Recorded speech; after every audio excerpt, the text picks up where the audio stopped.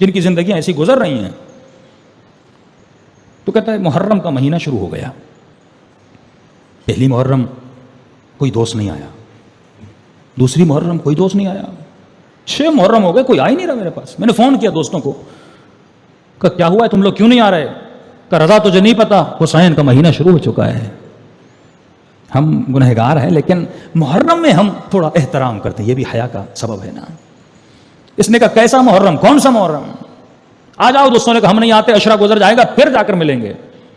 کہتا ہے گھر میں بور ہو گیا, گاڑی نکالی, روڈ پہ گیا, کیا دیکھا, دکانیں بند, بازاریں بند. تہران کی گلیوں میں گھومتا رہا, کوئی مسافر نہیں.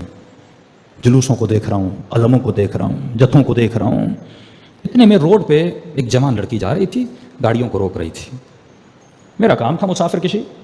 میں نے اس جوان لڑکی کو گاڑی میں بٹھایا. کہاں جانا ہے؟ اس نے کہا سامنے. مجھے آپ اتار دیجیے. گاڑی چلائی. کہا تھا تو میں بد کردار نا, تہذیب تو میری کوئی تھی نہیں, تربیت تو کوئی تھی نہیں.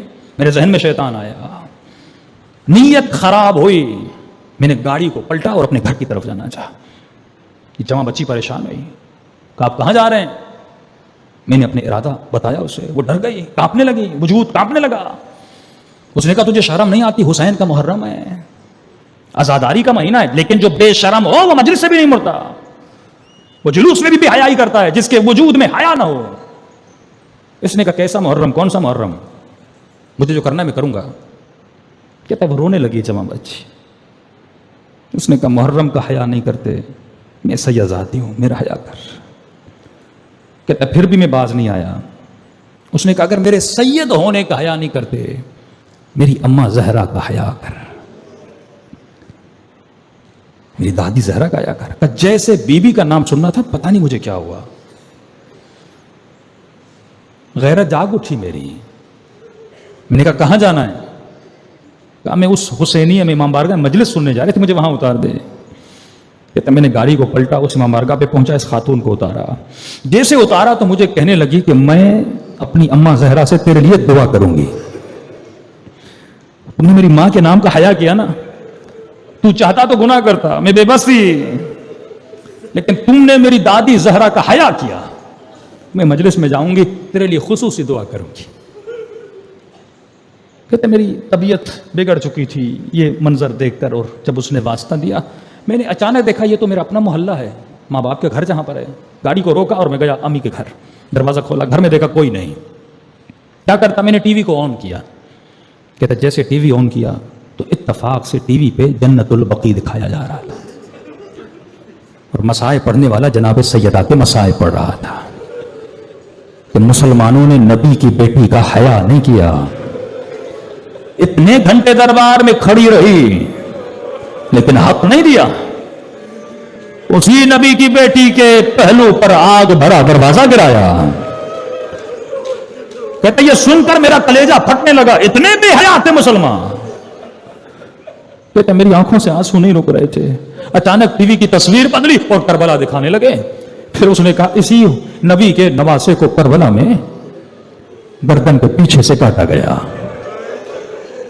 نبی کے نواسے کی بیٹیوں کے چہرے پہ تماچے مارے گئے, چادروں کو اتارا گیا. کہتا انقلاب آ چکا تھا میرے بدن میں اتنا رویا, سمجھ نہیں آ رہا تھا میں کیا کروں. میں اللہ سے معافی مانگنے لگا.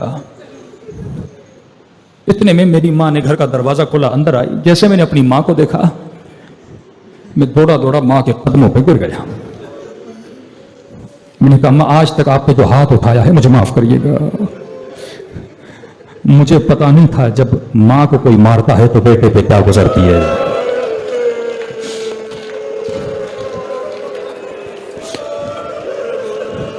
ہمارے استاد کہتے تھے تصور کرو کسی گلی میں تمہاری ماں کو کوئی تماچا مارے,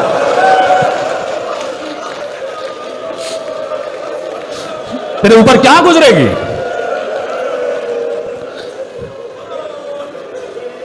کہتی ہے میری ماں نے بڑے پیار سے میرا سر اٹھایا اور مجھے کہا کہ رضا تو آج بدلا لگ رہا ہے, وہ نہیں ہے جسے میں نے چھوڑا تھا. تو کہتے میں نے رو کر کہا اماں حسین نے مجھے بدل دیا ہے. میں نے کہا اماں کہاں سے آ رہی ہو؟ کہا مجلس سے آ رہی ہوں, گھر میں کچھ کام تھا. کہا مجھے مجلس سے امام حسین میں لے کر چلو, یہ مجلسیں وجود بدل دیتی ہیں. لمحوں میں کردار کو کردار بنا دیتی ہیں. ایک مرتبہ مجلس میں گیا, سارے محلے والے جانتے تھے کئی سالوں سے میں نہیں آیا تھا, اس جوان کو کیا ہوا جو آج مجلس میں آیا ہے. کہتا ہے بہت رویا بہت رویا. میں نے کہا اگر اجازت ہو میں امام کے رونے والوں کو چائے پلاؤں, خدمت کروں. انہوں نے کہا رضا کیوں نہیں, بسم اللہ آؤ خدمت کرو, یہ تو فرض ہے اسی لیے. کہتا میں نے خدمت کی. 1.5 مہینہ یہ حسین کی مجلسیں سنتا رہا, گریا کرتا رہا. جو امام بارگاہ کا ٹرسٹی تھا وہ قافلے کا کام کرتا تھا. کہتا ایک دن میرے پاس آیا اور کہنے لگا رضا فلاں مومن کو اپنے ساتھ لے جانا تھا لیکن بیمار ہو گیا ہے. واللہ جب ان کی نگاہ پڑتی ہے نا تو صدیوں کا سفر دنوں میں گزرتا ہے, صدیوں کا سفر. کتنے بھی گناہ کی ہوں لیکن تو آمادہ تو ہو جا, پھر دیکھ وہ تیرے اوپر کیسی نگاہ ڈالتے ہیں. میں نے کہا اور کیا چاہیے. کہتا جیب سے ایک خرچہ خرچ نہیں کیا, پیسہ کربلا پہنچا, آقا حسین کی زیارت کی, حضرت عباس کے روزے کی زیارت کی. رو کر کہنے لگا مولا حسین مجھ بے حیا کو آپ نے بلایا. مولا میرا کردار تو ایسا نہیں تھا, آپ مجھے بلا رہے ہیں. اتنا کرم 2 مہینوں میں اپنے حرم میں بلا لیا جس کا میں نے سوچا بھی نہیں تھا. کہتا زیارت کر کے واپس گیا. چند مہینے گزرے, اسی قافلے سالار نے کہا رضا مسجد والے تجھ سے بڑے راضی ہیں, محلے والے تجھ سے بڑے راضی ہیں, سب تیرے کردار کی تعریفیں کر رہے ہیں. میں قافلہ عمرے کے لیے لے جا رہا ہوں, مدینے چلو گے, جنت البقیع چلو گے. کہتا ہے وہیں پہ رو رو کے زمین پہ بیٹھ گیا. کہتا لگتا ہے حسین کی ماں بھی راضی ہو گئی ہے. اتنی جلدی بھلا کون ماں بھی راضی نہیں ہوتی, باپ بھی راضی نہیں ہوتا. میں نے کہا کیوں نہیں چلوں گا. مدینے گیا, جنت البقیع گیا, بہت رویا. بی بی آپ مجھ سے راضی ہو گئے, آپ کا شکریہ. کہتا ہے واپس آیا.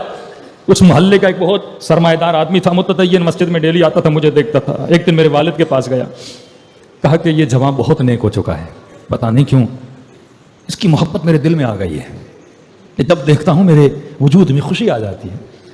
کہا کہ اگر زحمت نہ ہو تو میں چاہتا ہوں میری بیٹی کی شادی رضا سے ہو جائے. باپ نے کہا میرا بیٹا جانتے ہو چند مہینے ہوئے ہیں, سدھر گیا ہے, ایسا نہ ہو پھر بگڑ جائے. کہا میں خود جا کے بات کرتا ہوں. رضا کے پاس آیا, کہا میں بیٹی دینا چاہتا ہوں. اس نے کہا مجھے کہاں, تو نیک ہو گئے, لیکن ایک وعدہ کر, آج کے بعد حسین کو چھوڑے گا نہیں, عباس کے دامن کو پھر چھوڑ کے جائے گا نہیں. کہ اللہ وہ دن میری زندگی میں نہ لائے کہ میں حسین کو چھوڑوں. پھر کل آ جا میری بیٹی کا رشتہ لینے. اپنی ماں کے ساتھ, والد کے ساتھ رشتہ لینے گیا. جیسے گھر پہنچا, ایران میں رسم ہے کہ جن بچیوں کا رشتہ لینے جاتا ہے وہ چائے لے کر آتی ہیں. یہ لڑکی جیسے چائے لے کر آئی, اس کی نگاہ جیسے رضا پہ پڑی, وہیں چیخ مار کے بے ہوش ہو کے گر گئے. باپ پریشان, ماں پریشان, یہ پریشان, ہوا کیا لڑکی کو. کمرے میں لے گئے. کئی ٹائم کے بعد ہوش میں آئی, اور جیسے ہوش میں آئی روئے جا رہی تھی. ماں نے کہا بیٹی ہوا کیا ہے. کل رات میں نے سیدہ فاطمہ کو خواب میں دیکھا تھا, میں نے اپنی بیوی کو خواب میں دیکھا تھا. بیوی نے اسی جوان کا فوٹو دکھایا تھا اور مجھے کہا تھا اس نے میری بیٹی کا حیا کیا تھا.